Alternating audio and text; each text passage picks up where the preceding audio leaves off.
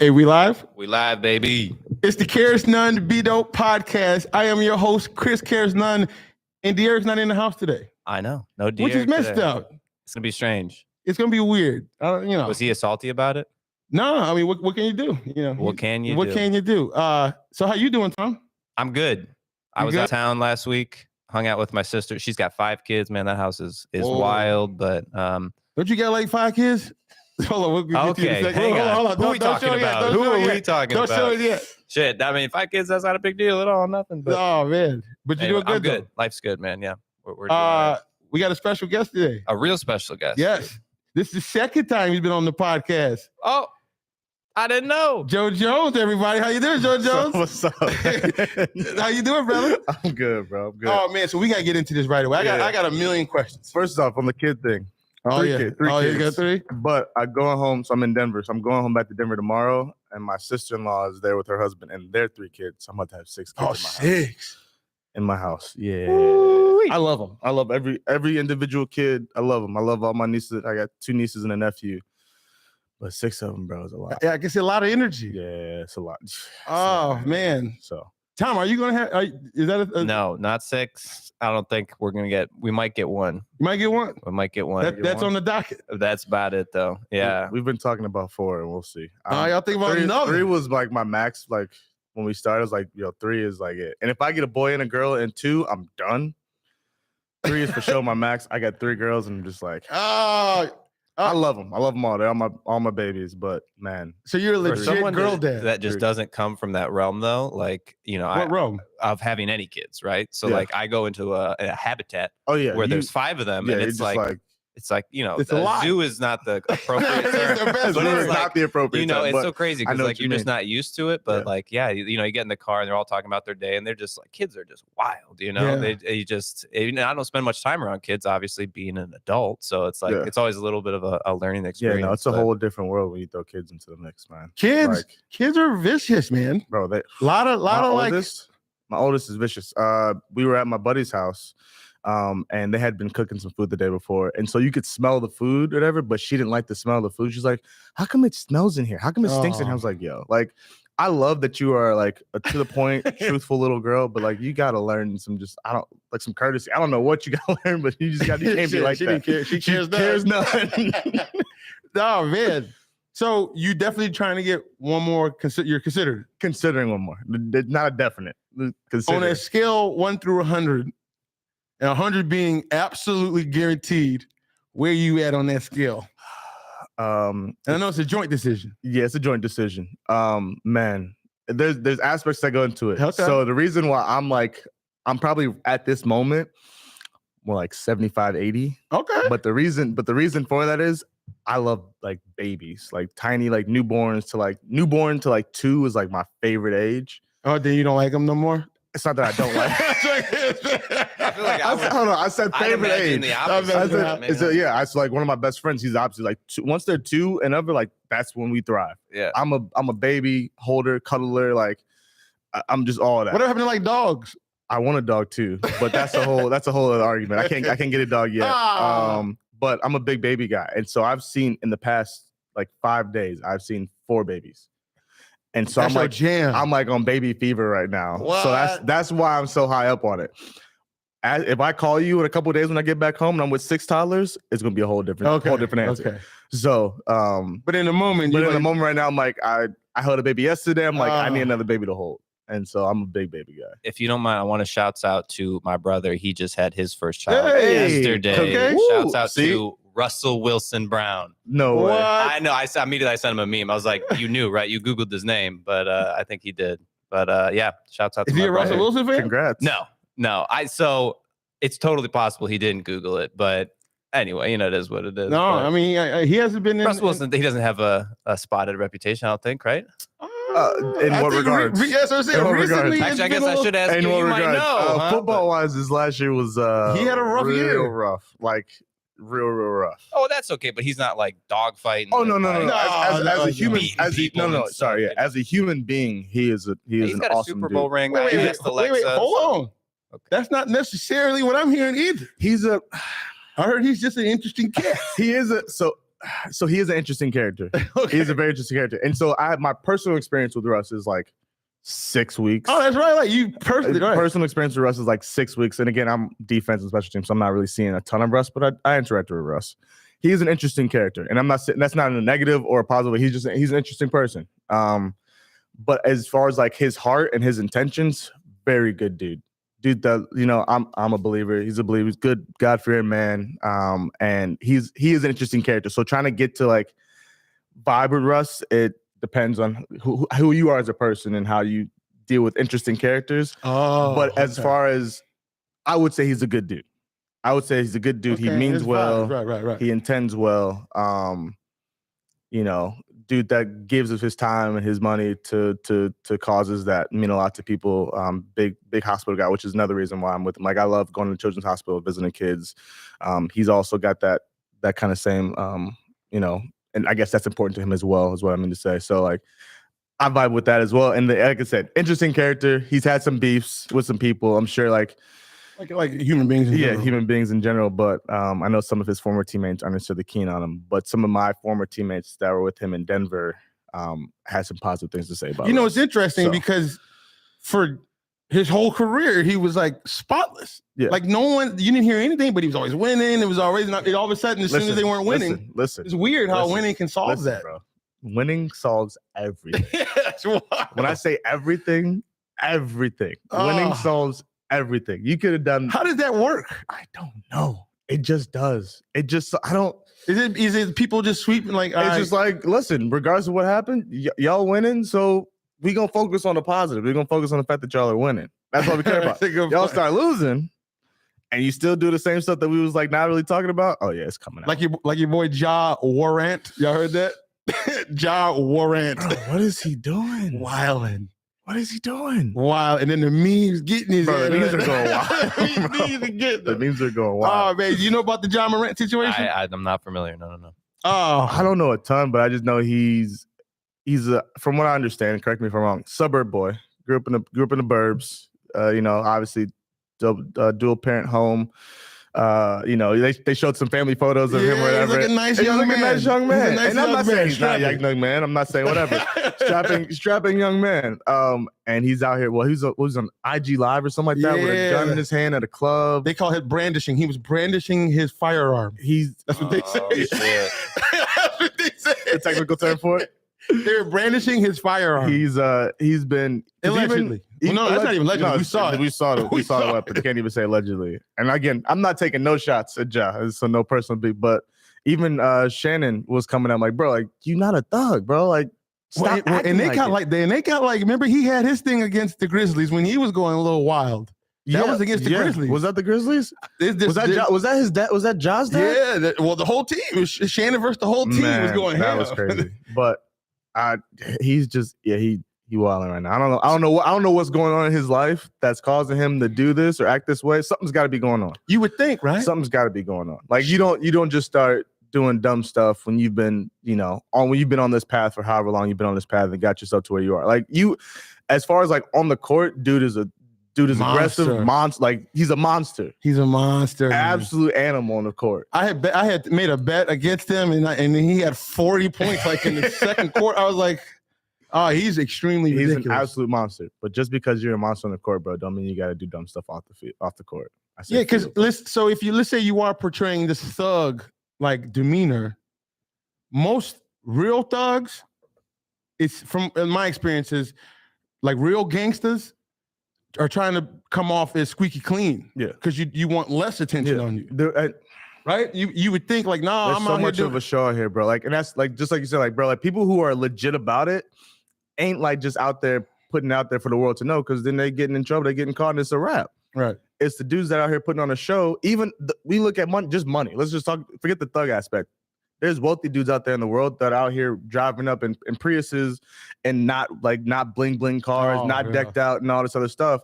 And the dudes that is struggling, living paycheck to paycheck, got big old chains on. I'm like, bro, like, what are y'all doing? Listen, I was the king of that world. I was the worst. What's part of it? Of the fake flossing world. Let me tell y'all a quick, this is ridiculous. We were in Vegas. I told you about the limitless trip. Yeah. We did these trips in Vegas years ago. Ridiculous.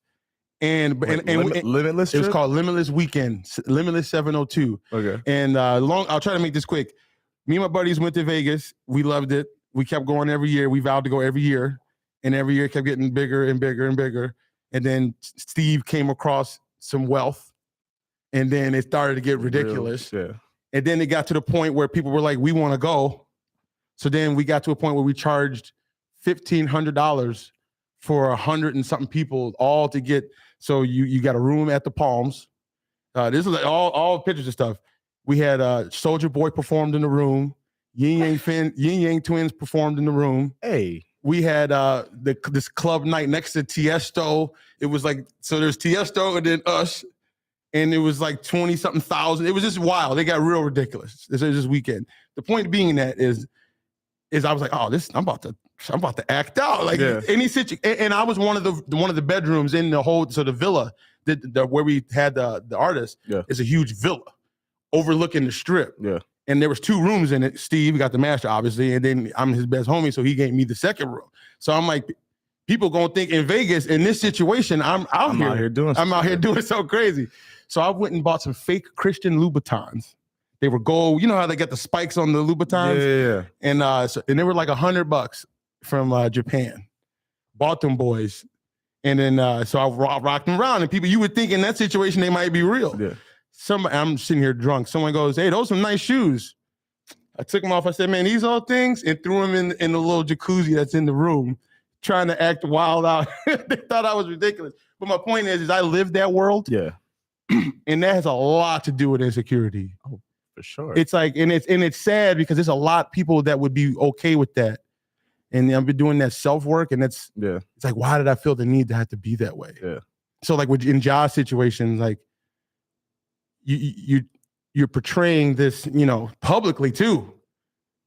Publicly. And not even just like public, not even just like in private with your boys or whoever it is you hanging out with and pretending to thug it out there with. Like you on Instagram Live or whatever social media platform was, brandishing your weapon, your firearm. You're brandishing his firearm. Why? Like, what positive thing could come from that? So I think he likes NBA YoungBoy. Okay. Right. No, I'm serious. I think he likes NBA YoungBoy, and it's gangster rap, right? Yeah. So he's like all into that, and he actually goes around saying, and it's kind of funny. He goes, "There's a parade up in my city, yeah." That's like his thing. At every interview, he goes, "There's a parade up in my city, yeah," and it's like this whole thing on TikTok, especially, and that's NBA YoungBoy track, and NBA YoungBoy talks about killer, gangster stuff, and I just think he just thinks that's cool for whatever reason. Like, damn. Like, I don't even think NBA YoungBoy's probably really like that. I think it's probably a show. It's a show. Yeah, but 99% of these rappers that are doing that stuff, it's a show. It's a show. It's like, Ja, you got it. Right. You actually got what they talking about. Taking the killing and stuff, like all the money that they talking about, that they say they got, that they want to have, they like fought and all this stuff. Like, bro, you actually have that at a young age. Yeah. What is you doing? Who was it? Nick Wright was saying that this is actually different because if he gets like super suspended, like big time, it's not necessarily because some people are saying, well, black people are allowed to have a firearm too. And fair, that we are legally out, but I think it's different when you're like showing it like what you gonna do. Like that's dangerous. That's actively dangerous. Yeah. Well, and he was in a public place, was he not? Was he in was he in a club? It looked like some type of club thing. But the way you're saying is it was on a road trip, maybe? Was it in Denver? It might have been in Denver. Or Utah or something like that. But how did he get the gun? Yeah. Did you bring it on the plane? Yeah, which is really right. You can't do. Right. You can't do. Yeah, because Shannon Sharp was saying that the NFL for sure is you cannot do nothing. Bro, it'd have been over ASAP. What's the rules like, man? Like over ASAP. Is it like what's it like? The rules? I mean, I'm a dude that really ain't doing much. I got 3 kids, a wife, and I've been married since forever, so I'm not out there doing crazy stuff. But I mean, it's pretty strict. Obviously, the biggest new thing is that they got lenient a little bit on the weed situation. So like you still get tested for it, mind you. Always has been one test. If you pass this one test before the season even starts in the middle of training camp, you're good the rest of the year. That's how it was? That's how it is. That's how it has been. That's how it was, and that's how it is now. The only difference is the amount, like I forget, like basically how much you had in your system has gone up. So like it used to be like this was the amount that you could have. Now it's this is the amount you can have, and you can still pass. So you could have had like hit it once and been okay. Yeah, I mean, and I don't know exactly. Again, I've never. So I don't know exactly. You've never smoked pot? I have never. I have one time, and I'm gonna be honest about that. I have one time. Not the greatest experience. I don't know if it was terrible. It was bad. I think I had too much. Too much. So I have one time. I'm not even gonna lie about that. How long ago? Like things have changed. He's know? like, no. It was recently. It was recently. What happened? Because I grew up smoking and stuff, and I remember like a smoke virgin, you'd always immediately be like, oh shit, like hit the bong, man, rip this big thing. And it was always like in hindsight, it's like a mistake because I had a couple of friends. I was like, I probably ruined them. Yeah, they never smoked again. So did that happen to you? No, I won't say that I'm ruined. ruined. It was I've had a lot of injuries or whatever this past season. Some not necessarily severe ones, but more severe than I've had before. And I was like, guys swear by it. They feel better. Help as far as like pain and stuff. Yeah, for pain and like the recovery. Not that I was necessarily in like excruciating pain or constantly in pain. But what'd you hurt? Hurt my knees. So I had both MCLs this year. I've never had a knee injury in my life, and then I had 2 in one season. And it was really back to back. Like I hurt the first one, missed a couple games, came back. That first game back, I hurt the other one. I'm like, yo, I didn't miss maybe because compensating for the other one. Like, were you for sure on the other one? I was for sure good on the other one. Like, I was wearing a brace and stuff just to make sure because it was my first game back. So I'm like, let's do what we gotta do, protect it. 2 weeks later, I'm like, I'm good. I took the brace off, whatever, or not a brace, but I had like a tape job done to it. And so I was good. I took it. The way the first one happened, it could have been even way worse, but my leg moved out the way, so like it didn't get stuck in the ground. Like if it did, it'd been horrible. So the second one wasn't as bad of a hit as it was in the first one. It's just kind of a freak thing. Like there was no like I wasn't compensating on doing something. Like I just took a hit from the side and my MCL just gave out a little bit. So, but not to the point where. So were you able to get back? Yeah. So the first one I missed like 2 games. We had a bye week, and I think I missed 2 games or whatever, and I came back and I was good to go. The second one didn't miss any time. I just kind of pushed through it. It wasn't as, like I said, it wasn't as bad as the first one. Didn't have to have surgery or anything like that. So how scary is that one, bro? The first one, I was like, because I felt it pop a little bit. So I'm like, there's no way. Like I'm on the ground, like thinking, like there's absolutely no way this is about to happen. Like I'm like, it's my knee. I know it's my knee. Like there's no question about that. It's my knee. I'm like, never had a knee injury. I can't have one now. I'm like, I'm having a great year. Things are going well. Right. Like, and this can't happen right now. Like this absolutely cannot happen right now. Like I've never had. So I'm like on the ground, like my knee pop. Okay, hold on. I'm like feeling that move a little bit. I'm like, I think I'm good. Like I think I can get up and go. Like I'm like, all right, help me up. Like help me up real quick. Like they're like, my teammates like, do you want me to help you? I'm like, hold on. All right, yeah, get me up. So I start walking. I'm like, it feels funky, but like structure, it feels fine. It hurts, but it feels fine. Okay, that kind of makes sense. Yeah, that makes sense. And then as time went on, I'm like, yeah, no, it's like I can't. So did you go back and do a couple plays? So no, it was literally on my last rep that I had that game. Oh, okay. So which was kind of a good thing. Like I didn't like force myself to go back out there. I didn't necessarily miss any opportunities to do anything, but.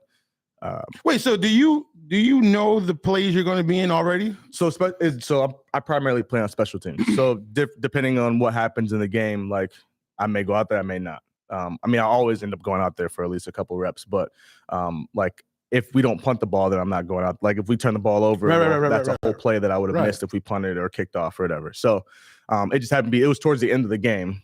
And it just happened that we didn't punt again or kick off again, so I just didn't go back out there. So it could have been. I could have had to go back out there, or just missed an opportunity to go back out there. But based on where. So do you think that you would have went back out there? Because they say sometimes you got to protect the players from themselves. Depending on how fast after it happened, I would have. As like time went on, like even like 10 minutes after it happened, not even 10 minutes, like 5 minutes after it happened, I'm like, yeah, I can't run.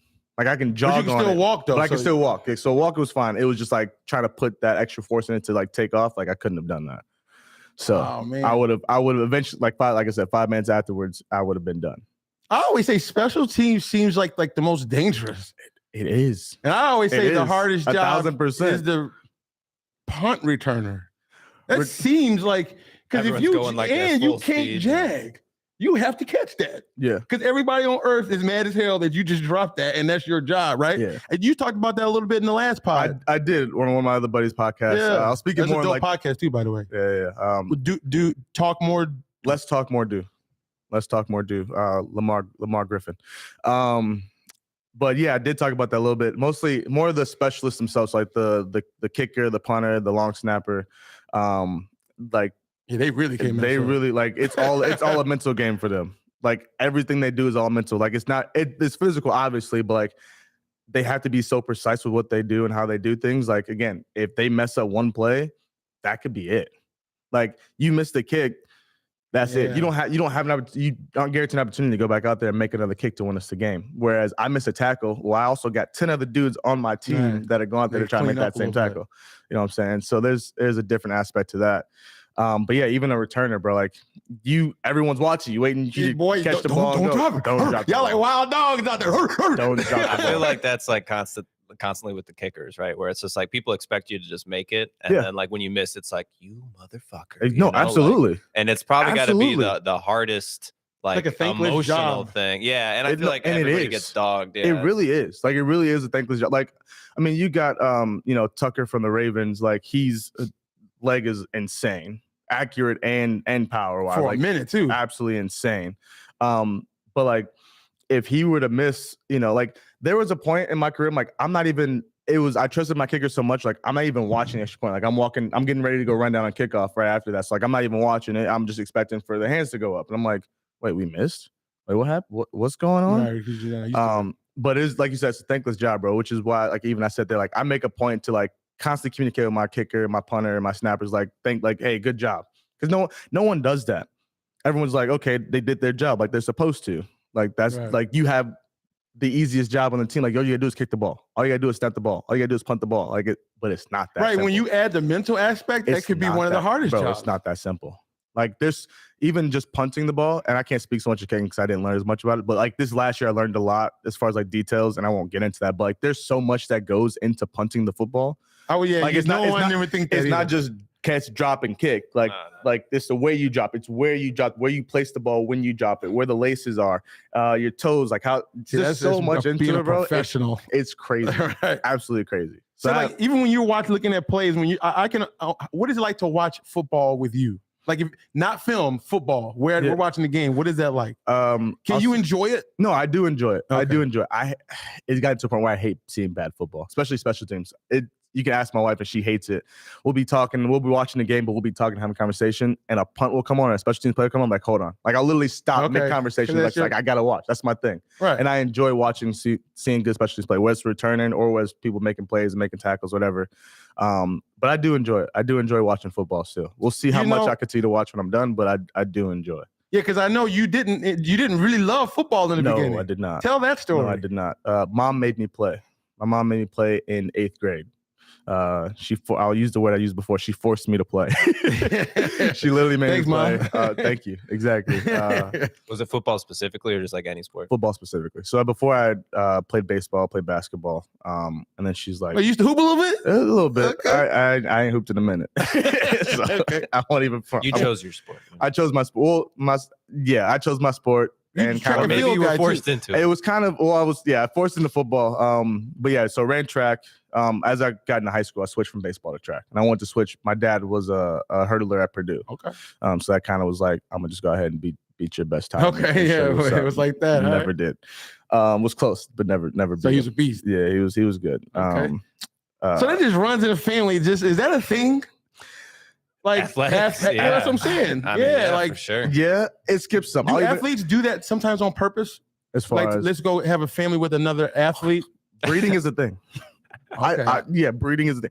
I didn't breed. I love my wife. She's the greatest thing that God has given me. She's not a world-class athlete? No, she's not. And I blame. So my oldest is pure athlete. Like pure athlete. Like at the age of 2, had a 1 foot vertical. Oh, okay. So she's gonna be in it. She gonna be doing something. Okay. And fast as heck. Okay. So I'm like, I did that. Yeah, it's all me. My second one wants to be an athlete. Like has the determination, wants to be an athlete, but she's a klutz.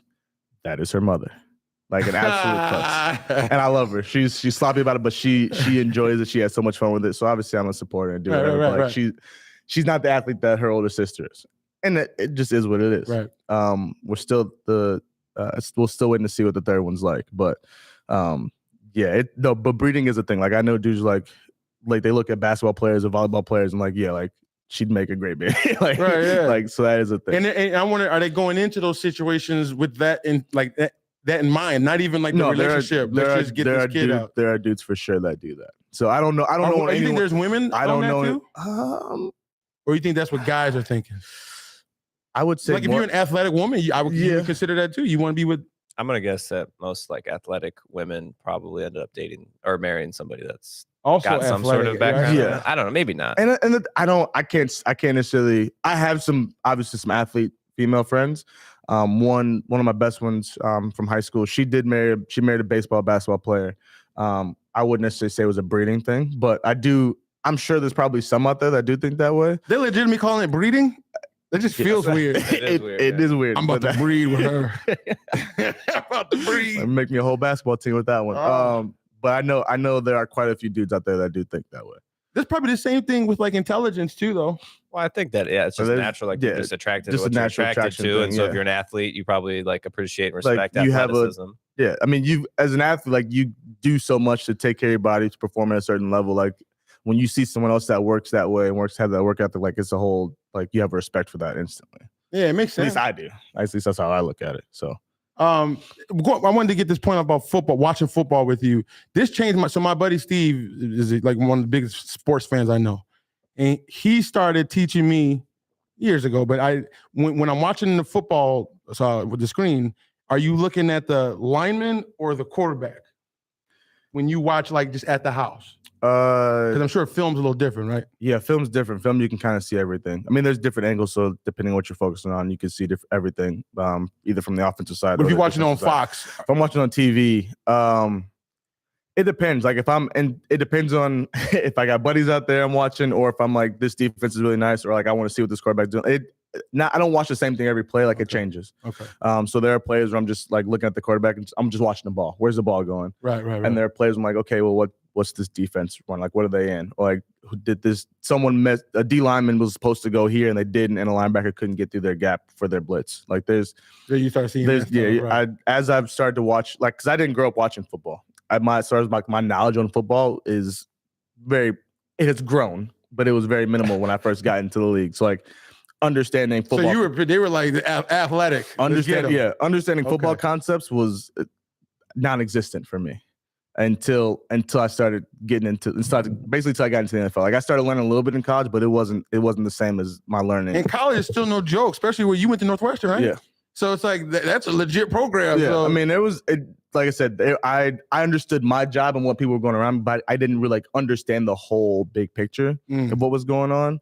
Like I didn't understand the difference between cover 2 and cover 3. Besides, there's 2 safeties back and there's 3 safeties back. Like I didn't fully get all that until the NFL, honestly. So like I've now have a different understanding of the game, so now I watch it differently than I did before. That's what I say. Because how do you watch when you watch a football game? How do you watch it?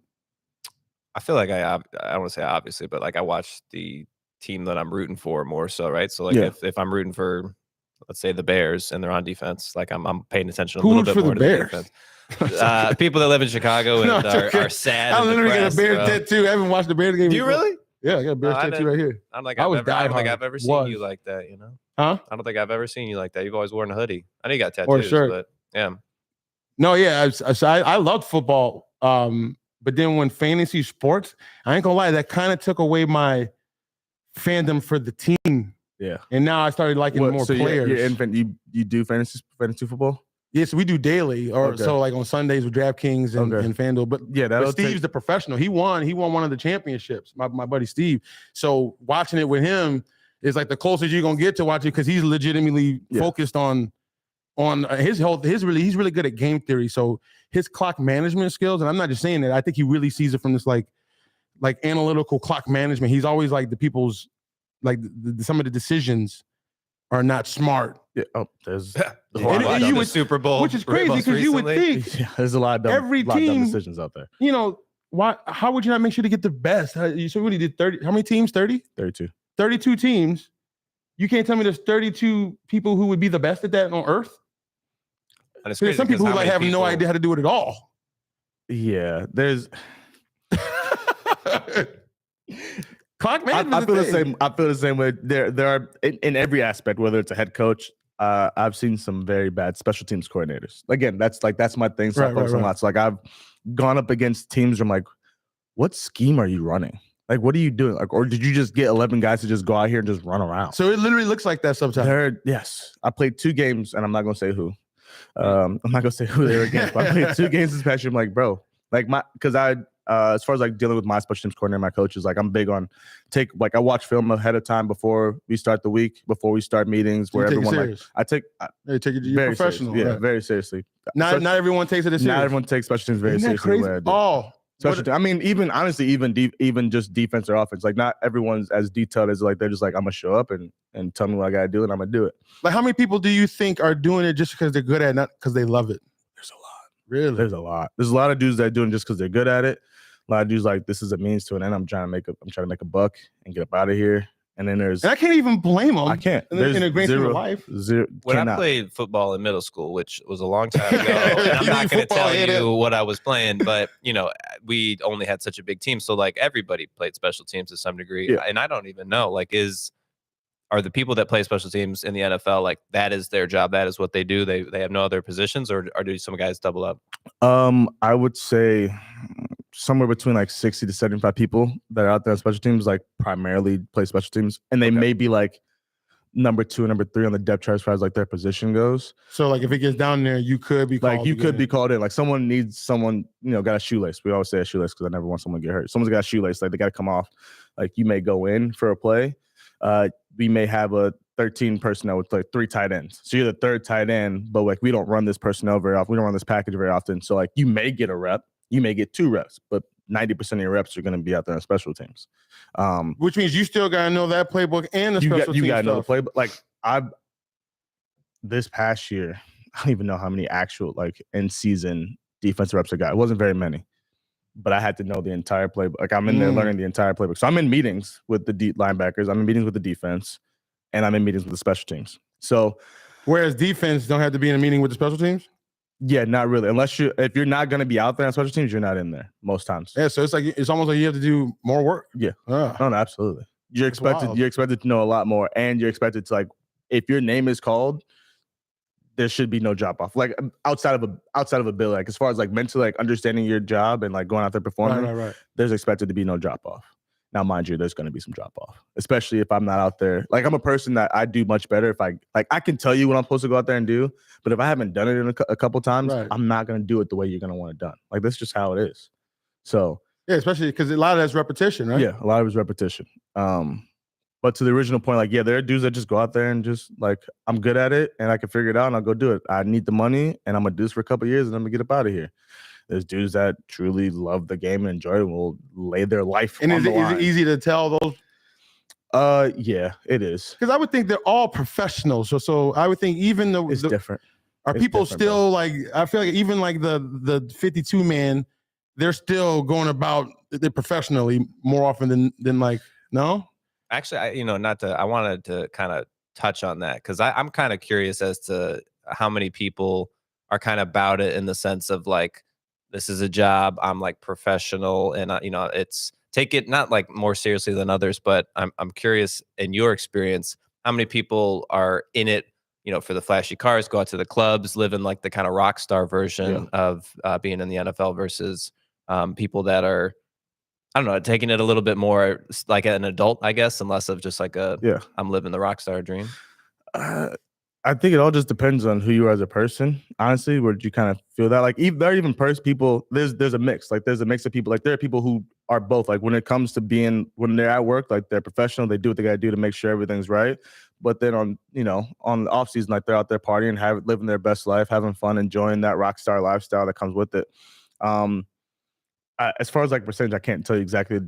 I don't know, but there's a good mix of everybody. Like, there's guys who I'm me. Like, I'm more of the like I enjoy the game, especially special teams now. Like I've grown into that. Like that's been my role for a while now, and I love it. Like I embrace it wholeheartedly, and I'm not out here to mess around. Like I'm gonna be out here. I'm gonna kick butt at it. Like I'm gonna do my best at it. I'm gonna enjoy it. I'm gonna make sure I'm prepared. It seems like you would take that same vibe to whatever you do, though. Yeah, I mean, exactly. Like if I'm gonna do it, I'm gonna do the best that I can at it.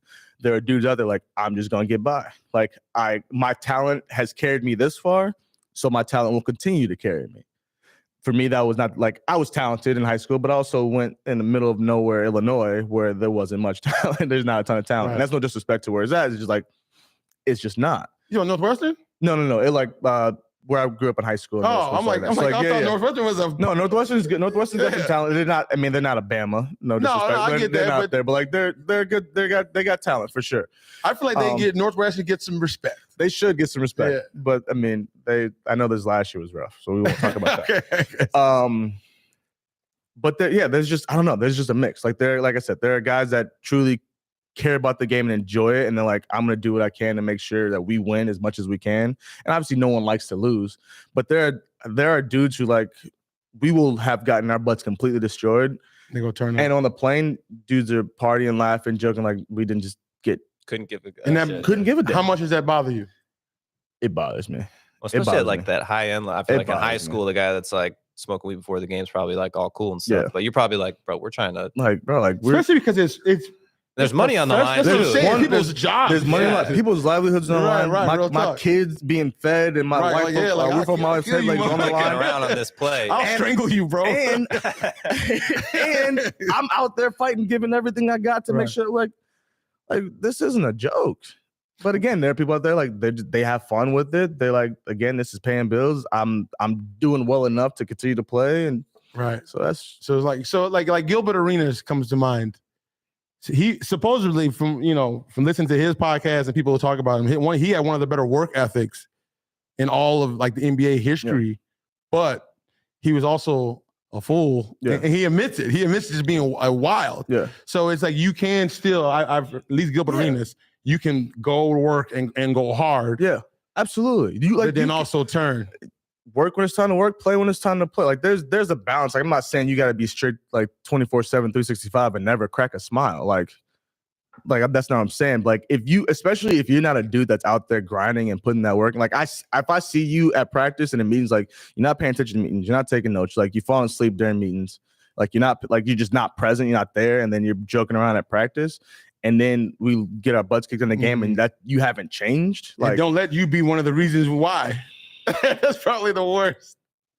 How is the just the overall culture in general as from like a workplace perspective? Like, does it police itself? Well, is it like, I'm just curious, is it like kind of cliquey, or like do you feel like everyone is like kind of on the same team and cool, or is there like, if you're not one of the bigger players, you're not as like in the in crowd, and is it like kind of weird like that? I don't know. Yeah.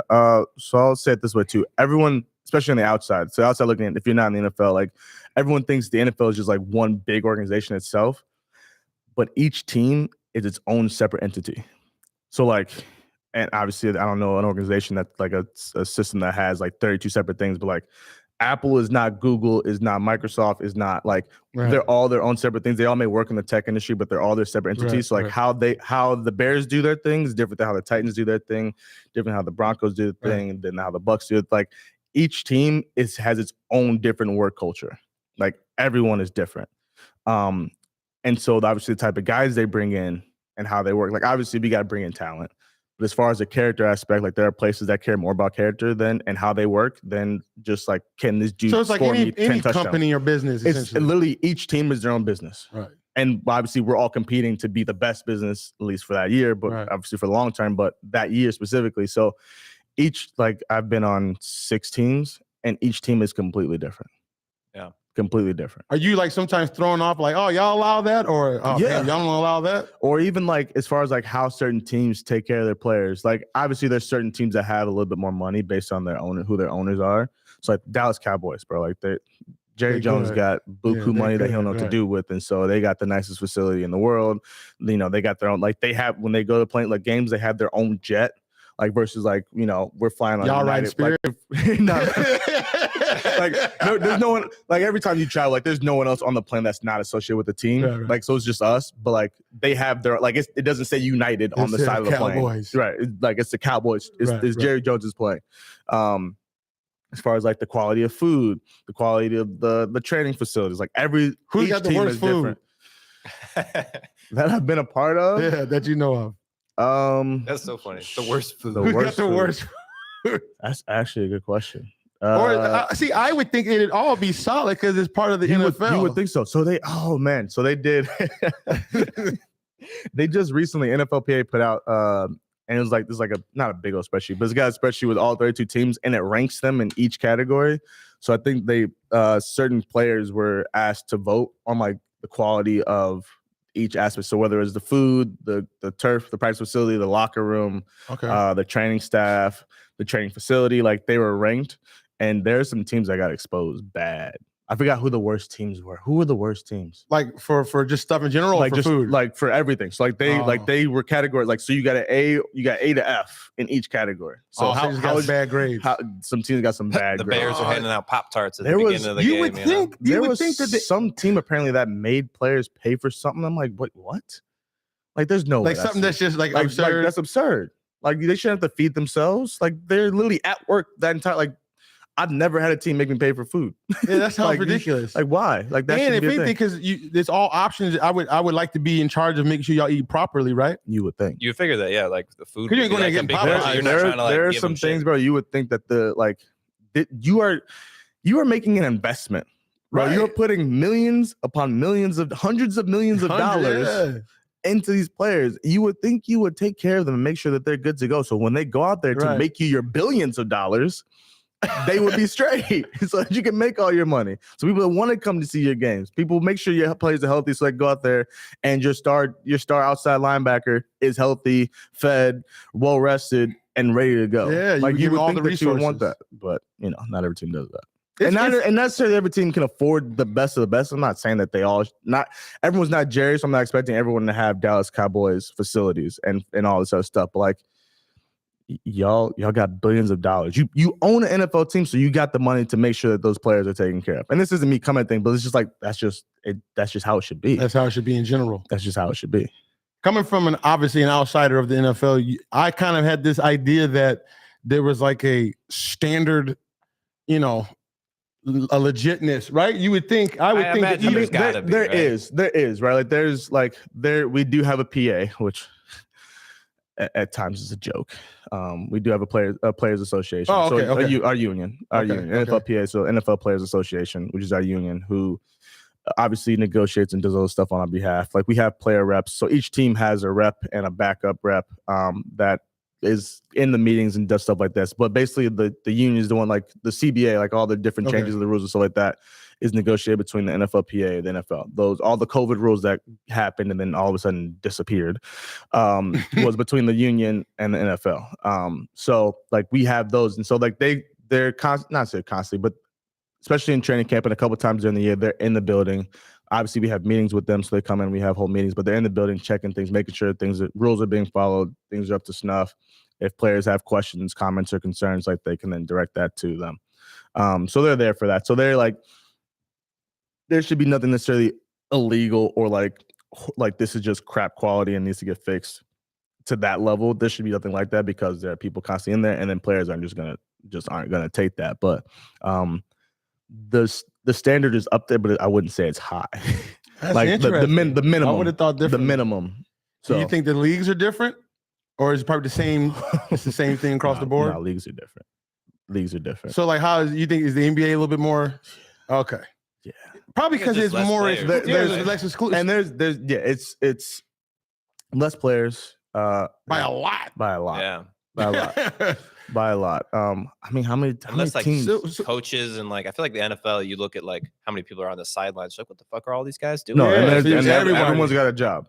Yeah, everyone's got a job. Now there may be some high end important people in the front office that are just down there just to watch, but even they got a job. 90%, right? But 90% of the time, like the people on the sideline are associated with the team in some capacity and are there for a reason. So yeah, there's a lot of people involved in in the NFL. Although I'll say this though, when you're watching it on TV, you're like, there's a million people. Yeah. But then when you go to the game, you're like, oh, okay, it's not. There's still like more room on the side. Yeah. So it's a little, but it's still like on TV. It looks like it's just 100 people. Yeah. I'm like, how many people on the bench? Yeah, there's a bunch of people. And so and then even especially if it's a home game, like you got guys that aren't actually guys in the P squad or guys that are inactive that are on the sideline who are players, but may not be dressed up as well. So you got a bunch of guys like that on there too. But I will say based on what I've seen, and I don't think I know anybody actually in the NBA like personally, but based on what I know other guys that do have said, like as far as how the NBA versus the NFL listens to their players is completely different. Oh, it's like night and day. Even on a countrywide scale, everyone says it's just different. And I'm sure baseball is probably up there as well. And I know baseball is different because they have the different leagues underneath that kind of lead up to the MLB. But listens to their players how as far as like like grievances, right? Like grievances or what we're like this is something that we feel like needs to be done. Necessarily something that we want, but like this is a need as far as like how the money is allocated. Like obviously the owners are going to want as much as they can get. Like I get that.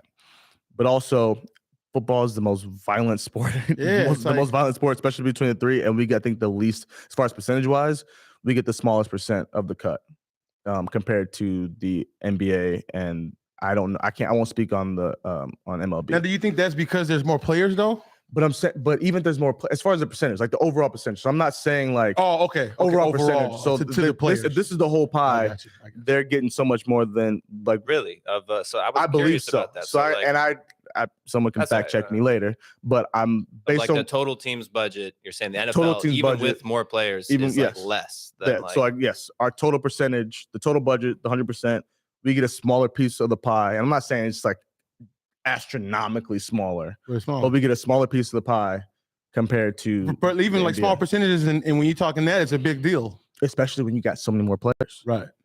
So you're distributing this one extra percent to what 15 people on an NBA team or something like that, versus to if you count P squad players, almost 70 people on an NFL roster, like. And is that so? I'm not specifically asking for a whole more percent myself, but like again to the 70 people versus the 15 people. That doesn't make sense. So is it just because you think the owners are like cheaper? It's like harder to just run the franchise and they need more money. Or? I think how it started set a precedent, and they had so much more control and so much more power, and now we're trying to fight back and get kind of like American politics. We're trying to get back. It is America. It's American business. Like I want my 40 acres and a mule, man. Good luck. make it 41 this year, please. Where at, man? 40 acres, hell a lot. Yeah. So I think it based on where it started and where we're trying to get to and progress. Like, well, you guys were down here and we're already giving you this. So like y'all gonna have to give something up that we gave you before to get this other thing. And there's always compromise, obviously, always. But I think again where it started kind of put us at a step back. It's like you almost forget that it's a business. It is especially if you get your fandom in and you're watching it, and you get like emotionally invested in these games and stuff. And I definitely do, especially then you add my money with my my DraftKings. So like I'm invested, just like But then you forget that like it's not Madden. It's not a video game, and it's not. These are real human beings out here that go through, like with the jaw thing. Yeah, that's a real life thing. Whether or not you agree or not, it doesn't matter. It's a real thing that's going on with real people, and it's just very interesting because sometimes if I'm just watching a highlight, like, oh, how'd you miss that? Something like that. It's like, bro, that dude gets paid a lot of money to stop him from trying to. You kind of almost get like less empathetic. Yeah. The fact that it's a business and these are people working in the business. Yeah. I'll even similar to what you said. Like I'll catch myself sometimes act like that if I'm watching a basketball game, or I got into hockey a little bit lately. It's like even watching hockey. Wait. Don't flame the guy. Come on. Wait. What kind of hockey you like? NHL? Yeah, NHL hockey. I went to a couple games. Not this past hockey season. is there? I mean, well, I don't know, like, but some of my teammates hockey? are NHL hockey. I was actually I I had a negative connotation towards it. I'm like, this sport is dumb. Well, we know why. I sat, yeah. Okay. But like I sat there. What is that supposed to mean, Chris? I mean, shit. You people, no. Just because there's a lot of white boys out there, you got a problem with it now? The black culture tends to not watch culturally, hockey. yeah, culturally. It's but not I heard sport, it's fun. It looks like going to the games are almost the best. Going to the games are so much fun. And I ended up meeting some people that play in the NHL. So like I had a buddy that was playing. So I'm like, now I have another reason to watch. Yeah. But even without watching him, like it's entertaining. Like I got into the Stanley Cup big time this not obviously this one hasn't come yet, but the last Stanley Cup. It's just, bro, there's so much energy. Yeah, in that it's a contact sport, bro. I think if you were a football player, like you'd feel most at home somewhat with hockey. And the skill set to be able to be on that tiny little blade moving around the way they do, as fast as they do, change direction, go backwards. Stick, holy shit. Bro, with the stick, trying to find this little tiny little puck. All right. What's the hardest sport? Oh, I can't do that. A lot of people say baseball. A lot of people say hitting that ball is like the hardest. Huh? I don't know. I mean, I feel like everything's kind of different. Everything's different. On your body, okay. I'm sure football and hockey are up there. But I'll probably even say more so football. Like I'm especially special teams. Not golf. Those guys are pure athletes. Some of them actually are vicious athletes, though. Yeah, no, absolutely. But golf is also, then again, I equate to like being a specialist. It's very mental. Like there's a physical aspect to it, right? Like even kicking the ball, but golf is a mental sport. That's a you versus, like, yeah, you compete with that. That's a you versus you type of thing. Like I think that's why a lot of people play it. Because it does give you like that's why a lot of successful business any age can participate. You know, the physical need of golf is fairly minimal. Like everybody can physically. Like a 16-year-old could compete against a 29-year-old. Right. Golf. Easy. A 56-year-old could compete exactly. To some degree. I mean, exactly. You golf? I'm getting to it. I got some buddies that are trying to get me into it, so I'm working. What about like a top golf or something? Would you do yeah. I'm working on my swing before I go out there. It ain't easy. It is not easy. I went out. So my grandmother, she was smart. She was like, all right, we lived in the burbs, North Shore, and she was always like, I'm gonna get you into golf. She saw rich white folks playing golf, and she wanted to get me into caddying. So I started caddying, right? So I caddied for like 2 years. It's actually solid money for like a 15, 14-year-old. Really good money.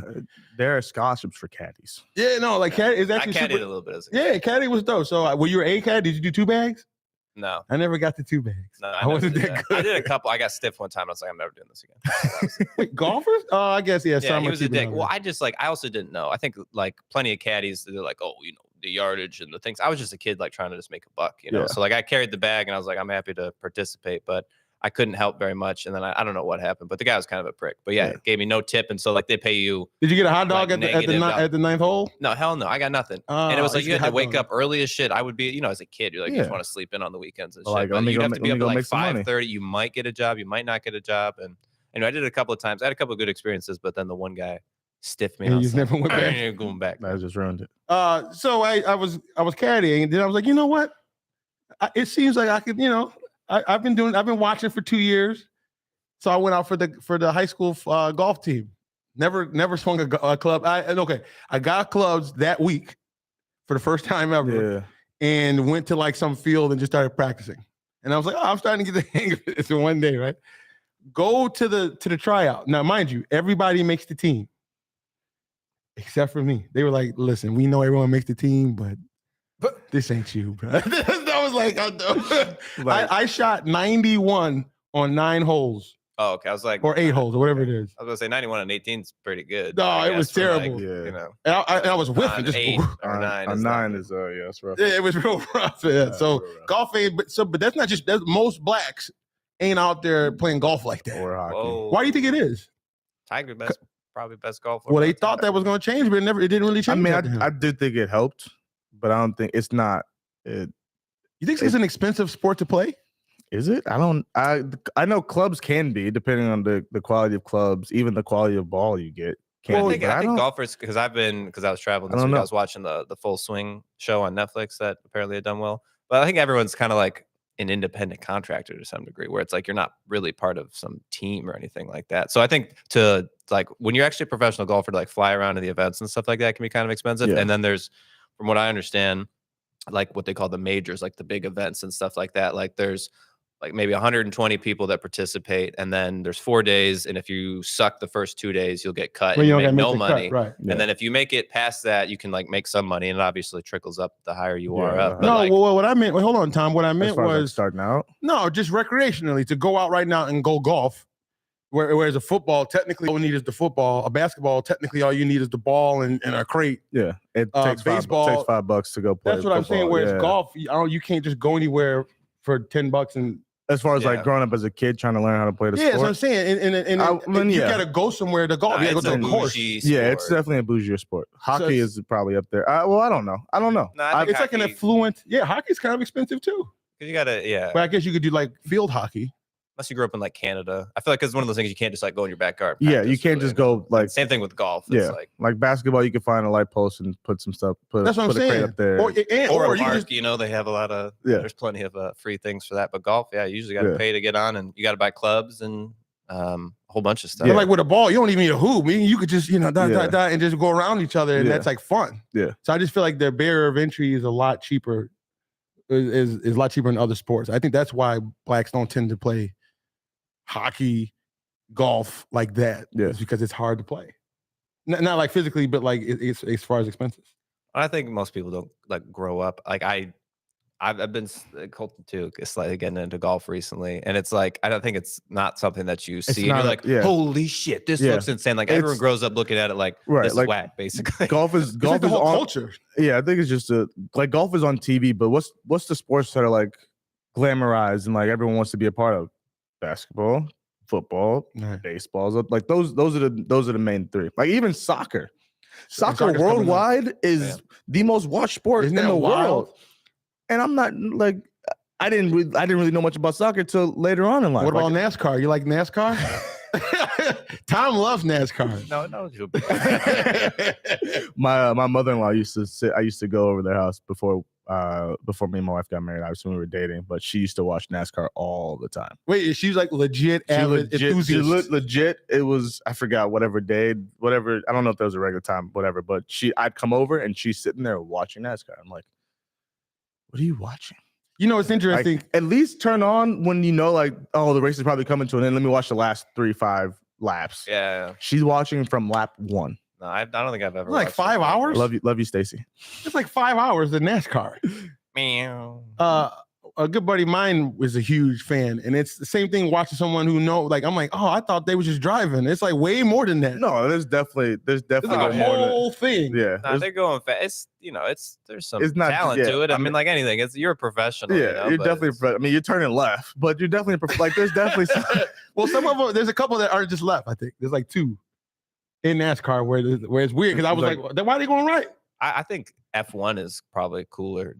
F1 is especially worldwide, right? Definitely, as far as like watching, I probably would enjoy that much more than just NASCAR. Yeah. But what about the motorcycles? Those are kind of dope. I I have a different love for motorcycles. I want one so bad. Are you trying to get like a crotch rocket? I want a motorcycle so bad. Were you trying to get one of them? Both. If you had to pick one, you want the Harley or you want a crotch rocket? Crotch rocket. I'm trying to start a biker gang. I've had a bike since COVID, and nobody wants to ride with me. I can't convince my brother. He just had a kid. Chris, you can get one. Colton won't get one. My wife. I'll get one. I know you got kids and shit now too. That's the other thing. My wife will. Yeah, and if you get something, I'll ride with you. The problem is I know me, and I'm gonna hit it. I'm gonna hit it, man. Hey, be that guy then, man. All right, you think I'm out there like that's terrifying. 20% throttle? No, like you hit it, bitch. Let it rip. Let's go. Come on. I don't like rip it on the highway where I'm like weaving in and out of traffic, but like that bike. How high you got it? How high did you get it? I've done like 112, 115. That seems so much fun. Oh, okay. On a motorcycle, okay, because I've been 160 before. No, I've never done that on a car. My fastest in a car is probably like 125. But where's your fastest in the car? Probably like 110. Oh, you good? Yeah. Oh, you probably did that coming here. I get to 100. I'm like, yeah, I gotta stop. Everything past that's like I could get arrested. This is starting to get. Yeah, I'm like, this is starting to crashing, but. Or were you always kind of like? I'm not thinking about the. Yeah, I love my kids, but when I'm doing it, like I'm not thinking about that. I trust myself enough as driving. Like I'm not about to be. I'm not out here being stupid. But like I would love to go faster than 110. I would have definitely gone it, but it's more like again, like something stupid might happen. I might miss something. A cop may see me, and I'm about to get. But on a motorcycle, that's a has that ever happened? What? Have you ever gone fast past a cop, and then you just gotta keep going? No, and I just like outran him. No. Well, I know you can't it's like you know, like all those TikToks and Instagram videos where these dudes are like weaving in and out, and like they take off on a cop. Like that's my wife. That's what my wife thinks I would do if I got him. Like that's I'm like I'm not. Yeah. I'm like, doing that. Well, and that's like I'm gonna do that. I would want to, and I'd be like, yeah, like that looks fun, that looks dope, and that would be exciting. But I probably like if I got on it and started like I couldn't bring myself to do it. I mean, because it's got to be. When is it reckless? How fast you got to be to consider reckless driving? Bro, so for someone that's like never been on a bike, the second you get on that thing in a car, you have this just like bubble around you, like you don't hear the wind noise. Like the seats are comfortable. You get on a bike, the second you're going like 30 miles an hour, it's like shit's just blurry to the side. The wind's hitting your face, and like you can just feel it. So it's a whole different experience. Yeah. Well, like, and I agree. I believe that because when I was doing 160, which was the scariest thing I've ever done, it was 155, 160 on an expressway going to Great America. And I remember like the car's just shaking. Yeah, I was, and it was a slight turn, which I think is kind of scary too. Like if it's straight, you going straight is a whole different thing. Versus now, I have to control the vehicle. And I can't. It's not this. It's just like that. I'll tell you. I want a motorcycle bad, but it's like if I don't hit it, what's the point? Then get one and hit it for the fun, man. I mean, no, don't get one and totally hit it, but work up to it. I was a little, and listen, you say that it's intense. Like you think that you just like rip it the first day, you won't, dude. No, you'll be like anything else when your first day driving. You have to learn how to get comfortable. How long did it take you to rip it? Well, like a couple months, but past that, you know, and even then, do you feel pretty confident now on it though? How long you been riding? A couple years. Okay, so you feel good. 3,000-4,000 miles, which is not that much. Really, okay, so you're still a rook.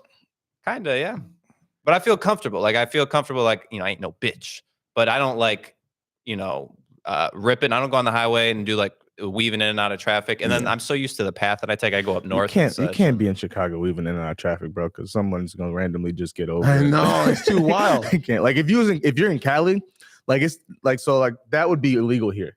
In Cali, it's not illegal. Like I went to Cali, I was in San Diego, and there was a cop in front of me, and I was behind the cop. And then bikes are just going, multiple bikes just going through. I'm like, isn't that illegal? It's called lane splitting. Yeah. It's legal in some places. It's legal in some places.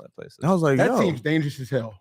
It probably is, because all it takes is a car not to see you. And the reason actually is that it is like, I think supposed to be a little bit safer. Like bikes are kind of instructed more or less to be a little bit faster than traffic. Just so you're not like hanging out in blind spots and kind of like, I mean, obviously it's not to like rip between cars and stuff like that, but it's also to funnel bikes to like in Asian countries and stuff like that. Like at lights, there's cars, and then all the bikes will funnel through the cracks in between the lanes, lane splitting to get to the front, so they can take off and go a little bit faster. I would say to kind of like get the rush. And I'd say get them out the way, but get them out the way so that that makes sense. That makes sense. Wow, I never thought about it from that perspective.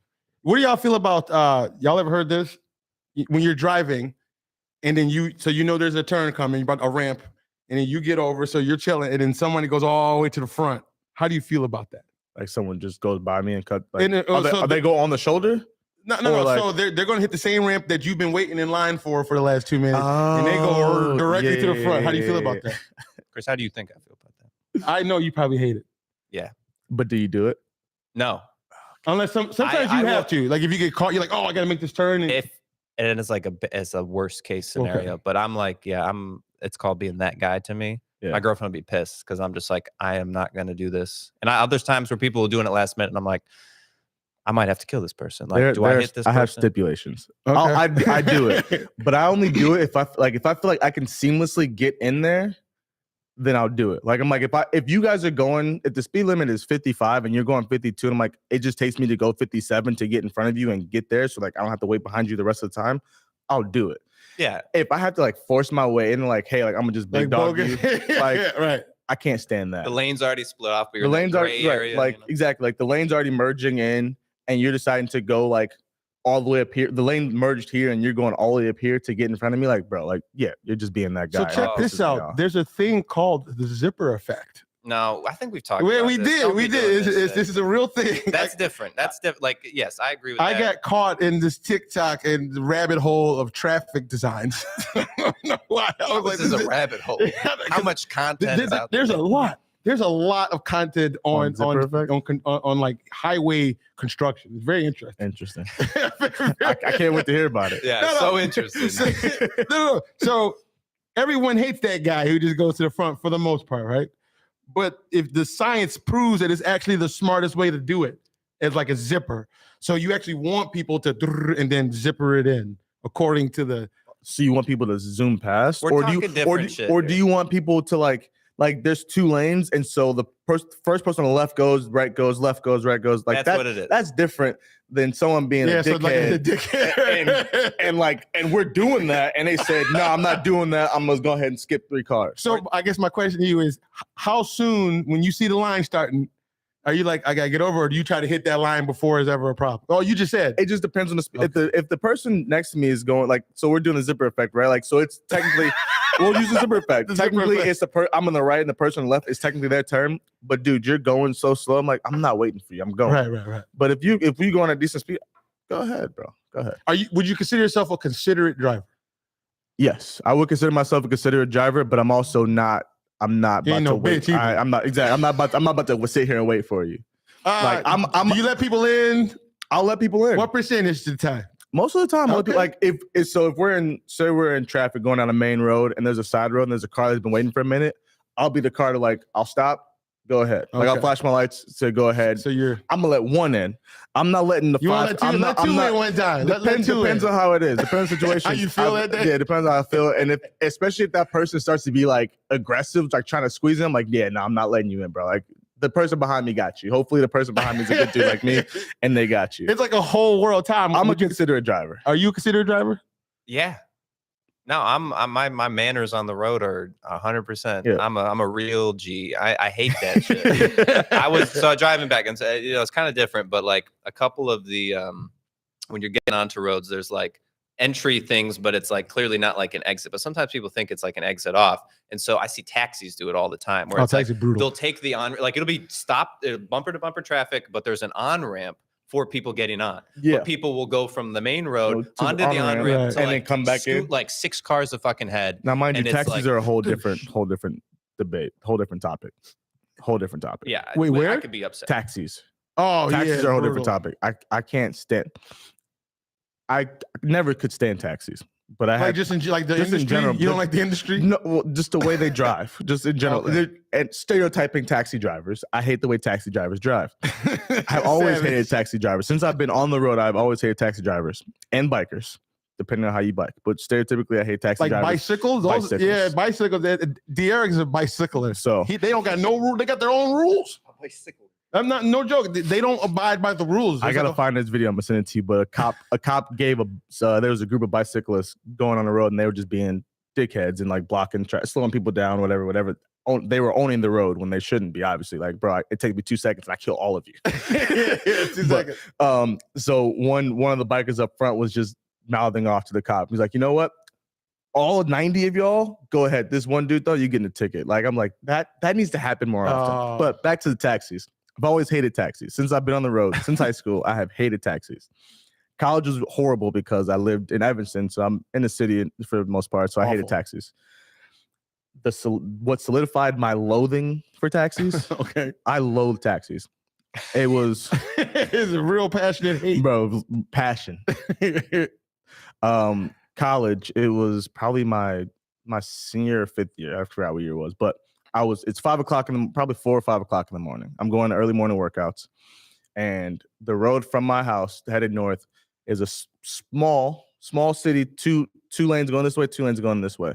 And so the taxi's in the left lane and I'm in the right lane. Like, mind you, I'm a good 20 cars behind this taxi on the left. He turns his left blinker on. He's going to go turn left onto the side road. Cool. I'm cruising, not going over speed. I'm at the speed limit. Cruising, going on right by, still got his left turn. Like, he's sitting there for a while, but whatever. I'm just gonna go by and get to my workout. Because he wasn't coming. He wasn't but he was like, there was no traffic coming this way, but for whatever reason, he wasn't turning on the side road like he said he would need to turn. I'm going right by. As I literally get up to the taxi, dude turns right into me. Oh, with the left signal on. With the left signal on. Oh, bogus. Turns right into me. I missed a tree by this much. Oh, man. It was almost a thing. Bro, Damn. I said I loathe taxi drive. Never like that's Did you a miss the little car? huh? Did you get in an accident? Yeah, my car was totaled. Oh. Yeah, my car was totaled. But you missed him, so you swerved? No. He hit me. Like I'm literally, we are neck and neck, like right next. By the time he turns, I can't react. Like I had nowhere to go. It's the curb and the tree there. So either I'm gonna hit it on my own or I'm gonna try and I couldn't react to him turning into me. He literally waited to the last second and hit me right. Was he drunk or something? No. He's just. It's also 4 o'clock in the morning. Dude's probably been out for forever. I don't know, but what are you doing? Go 4 o'clock in the morning. What was you doing at 4 o'clock in the morning? I was going for an early morning workout. I was in college. Okay. I gotta wake up, go for workout before I go to classes. I had just woken up. Bro, it was a horrible start to my day. And it was like our spring warm workouts too. So if people were late, the people who were there got punished if someone in that position group was late. So I'm like, do I call the cop first or do I call my coach first to let him know hey, yo, don't put my boys in extra trouble? Because it was just a whole shit show. But that was my first car accident I've ever been in. So you hate taxis? I hate taxis. And I hated taxis before. I now loathe taxis. How do you feel about Ubers? Ubers are cool. He's like, I'd rather do Lyft. I'm more of a Lyft kind of guy. Yeah. I'm actually more of an Uber guy, but certain teams to combat drunk driving and DUIs and their players getting in accidents will give you Lyft or Uber credits. Some teams will give you literally free, just if you're taking a Lyft, just that's brilliant. So I now use Lyft because I get it for free. It's probably an insurance policy for the teams too. Yeah, I mean, aside from you getting in an accident, it's probably they don't want a teammate associated with this team. Yeah, I mean, and there have been players that have died. There have been players I don't remember if the Titans had one, but there's been a player that literally it was the night before a game and they were out partying or whatever, and gets into an accident, dies. They're on the plane looking for the player, and oh no. There's 2 players missing, one who was driving and one who wasn't, and they both were intoxicated, and one player died, the other one didn't. They had to play a game next day. I'm like, how do you play a game the next day? Oh, no. But, yeah. And we learned that this year, when something like that happens, that's a big deal. And listen, and we all know that it's such a dangerous sport. Yeah.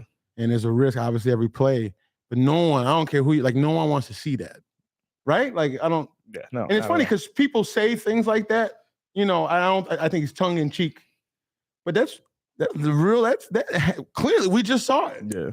So, hey, before we get out of here, I wanted to ask you, how does it feel to know? What do you think between being known for anime versus playing football? Because it seems like you're becoming this anime guy. I'm trying to. Your following seems like it's coming a lot to. It's probably a good mix of both. Yeah, but it's a mix of both. It's a mix of both right now. I'm trying to get the anime thing going a little bit more.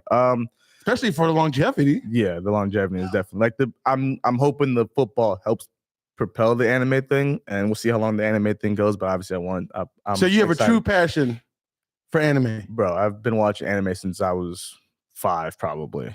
I love anime. If there's categories that describe my life, is my faith, my family, football, anime, and video games. That's what I do. In that order? In that order, yes.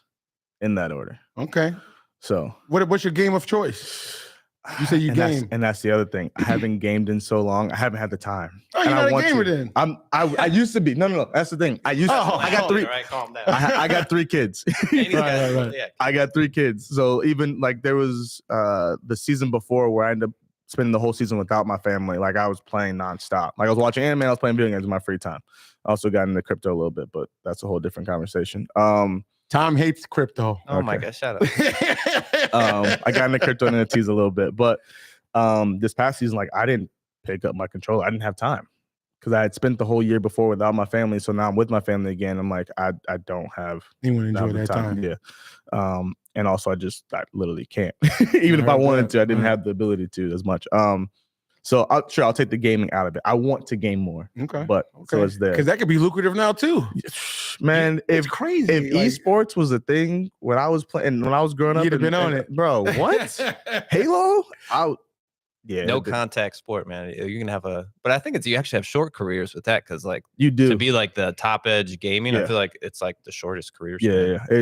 People which is kind of wild. Like, you would think, like mid to late 20s is like the peak. Like that's like a lot of people got get out. I wonder has something to do with like your kids are like 16, bro. Exactly. Like, but also there's aspect like, okay, I'm a 27, 28-year-old and I'm not married or have kids. Like, maybe I should probably find something else. Yeah, games, to be like I should probably mature. And not that now it's a little different, right? Like I'm saying, like, why not? Now it's a little bit, it's kind of growing. Obviously, it's still growing, but like before, it was like, maybe I should mature a little bit. But now, like, we got content dudes grown men doing TikTok dances. That's what I'm saying. Like, you can make it's getting $50 grand a year doing social media. Like everyone, I think when you get into the social media game, people go straight to the millions and millions. It's like some people make $50 grand a year making content. I also think there's that aspect, like people look at you different. And it is just obviously we all consume the content, but like if someone was to tell, like if someone told me they made $1 million, by gaming or $1 million doing some other like business idea, I'm like, who are you gonna respect a little bit more? The dude that's been. What do you mean by respect? Because to me, the guy who's playing who do you think about it? You love gaming, right? I do. Wouldn't you take that? I do. Would you choose that right now over NFL? Okay. Gaming, no. If you can make triple the money into game without putting your body on the line. We're talking about respect. And maybe you're just saying that, like, listen, the guy that made $1 million building a business and did a whole bunch of shit versus the guy that like won some Fortnite tournament. Do you know how hard it is to win one of those Fortnite? No, it is. I'm not trying to. I'm not downplaying. I'm not saying I'm not saying I have no respect for these people. I do. Like, you have a skill set and you happen to capitalize on it. Like, bro, yeah, like that's you love it. Most people who game probably love gaming. No, absolutely. I'm sure there's probably a mix where it turns into a job. Good point. I know content creators who have they used to love what they did, and all of a sudden now it's a job. It's a lot of work. Yeah, bro. Anything that you got to do for a living is a lot of work. It takes a little bit, especially to do it well. Yeah. Making content is definitely not hating it just a joke. Tiny bit. No, it's not. Even the few reels that I've made, I'm like, this takes much more time than I would have thought. Yeah, and I'm not doing it to the level like even the podcast. Like I'm not even doing it to this level. Like all these cameras you guys got, all these microphones, like the whole setup. You learning whatever you guys had to learn to do that. Whether it was something you learned before or whether you learned it because you started the pod. Like there's a whole learning curve to it. Right? There's a whole thing to it. So there's a respect to that. But I guess my previous point was like, I personally, again, not that I disrespect or not have any respect for those content creators or gamers, but it's a different level of respect for someone who. Like started a flower business. Like did something like that. Yeah, I don't know. No, I'm serious. But a flower business? Yeah, like something like that. I've worked for a flower company before, so I deliver flowers, but it's a different kind of respect. I don't know. I look at it from the aspect, it depends. If you're in a business, let's say you like making coffee and you're enthusiastic, like I'm an enthusiast. I love coffee. Yeah. And you started a business and that you love that, then yeah, it's successful. But how many people are gaming, like they get into it and that's what they love? Because I feel like everyone's a gamer at one point, it seems like, right? Yeah. Imagine getting paid like great money to do that. Absolutely. But there's also a longevity thing to it too. Yeah, I didn't realize that it's a short career. It's a short career. I think I would have never thought that. That's not because you like get old and tired, but I think you're just like your reaction time gets worse. So and like kids function. Are just so good. Yeah. I guess. There's that, but that's not even, again, I don't even think that's based on, because one of my buddies is starting a sports company or whatever, and they also tailor to esports. And so he looked into, like, you would actually be surprised. Like more people like leaving the career is less about the arthritis and the reaction time, but actually more about people kind of maturing. And like, I gotta do something. I gotta do something else. Like, so people just naturally say, I just can't be playing games.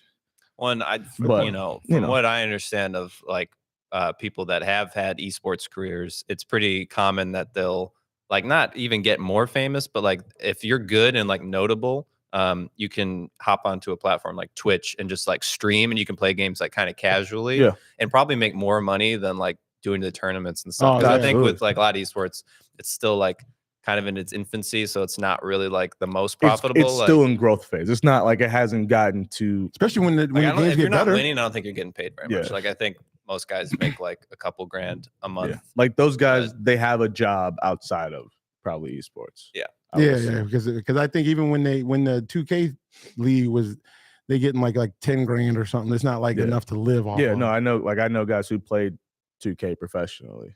And like, yeah, no, they have other like ones. How cool is that though? They were like part of the team, like the Rockets. That is cool. Yeah. Like you get the. So, where can they find you, Joe? Basically just Instagram. I'm on Twitter too, but basically Family Instagram. Man Joe. Family Man _ Joe 43.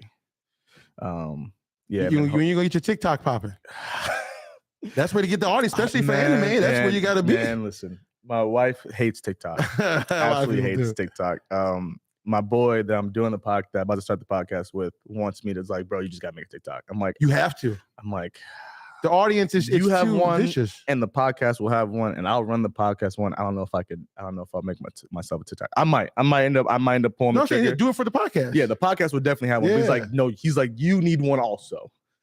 And I'm like, you can literally just repurpose the content the from Instagram. IG. You don't gotta do nothing different. I know. You don't gotta do nothing but different. I'm there with you, man.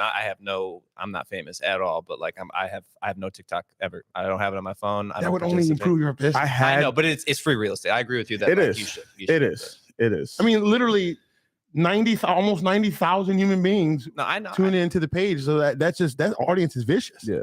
No, it is. I'm like the following you get, and it's easy to get. The following you get on TikTok is so much easier to get than it is on Instagram, based on what I've seen. Like there are dudes who have like 10 times more followers on Instagram than they do on IG. I'm like, how is that possible? But and IG is not necessarily. It ain't easy. IG ain't easy, and they're tripping right now. Although it's getting easier with the reels. The reels have gotten easy, but I've had boys who are doing the content stuff, and the real IG's tripping on reels right now. Apparently, everybody's views are down. Everyone's views are down. Shares are. I'm like, just gotta keep going. Keep on trucking. Tom, where can they find you, man? ChicagoPodcast.studio, baby. Hey, you can find me at Chris Cares None at any platform. Be dope and caresnone.com. Oh. And I got something for the social anxiety people out there. It's a free PDF file. Most of y'all follow me because y'all saw my exposure therapy videos. I love those, by the way. Those are sick. They're huge, but they're legit work. And I'm not just saying because I'm putting it into action. Yeah. Listen, I always had courage before, so even if I felt weird, I would still go do it. But I always felt weird, like people were looking at me, and I just had to overcome it. But now, because of the exposure therapy, I don't feel weird anymore. Yeah, like I'm just being alive, like a human being. Actually, really quick before we get out of here, how does that feel when you're going to the stadium and you got the 50, 60, 70, 80,000 people? Yeah. Do you feel the energy? Like people looking? Like how does that go? How does that work? It's been at least for me, it's a positive fuel. Honestly, like hearing the crowd is pretty sick. It was a little nerve wracking, like my rookie year. Like it was different. Like Northwestern's a smaller school, private school. Like we had tarps over sections of our bleachers because we were a small private school, so it wasn't filled up. Then going to NFL stadium for the first time and like. Just wild. Popping. Like it's wild. Then you got the music loud. Exactly. Pumping. So it's become a kind of a fuel thing for me. Like I hated the COVID year where there's like no fans in there. Oh, that must have been brutal. That was horrible. Where like I could literally say something and the team across the sideline could hear me. So now the fans having those people watching it's kind of fun. Okay, so you definitely you don't have anxiety over the crowd. Definitely not. Personally, I know people that do. So that's wild. Not anxiety for other things on the field, but the people watching is not one of them. Okay. So so it's free PDF, you guys. It's free. To literally go to caresnone.com and download the free PDF.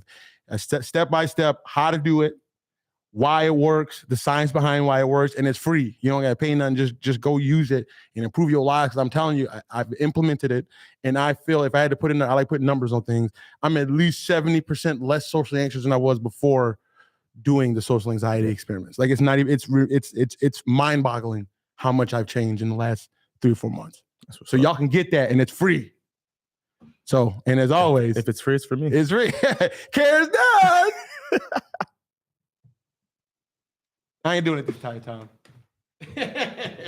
Great podcast, fellas. Awesome.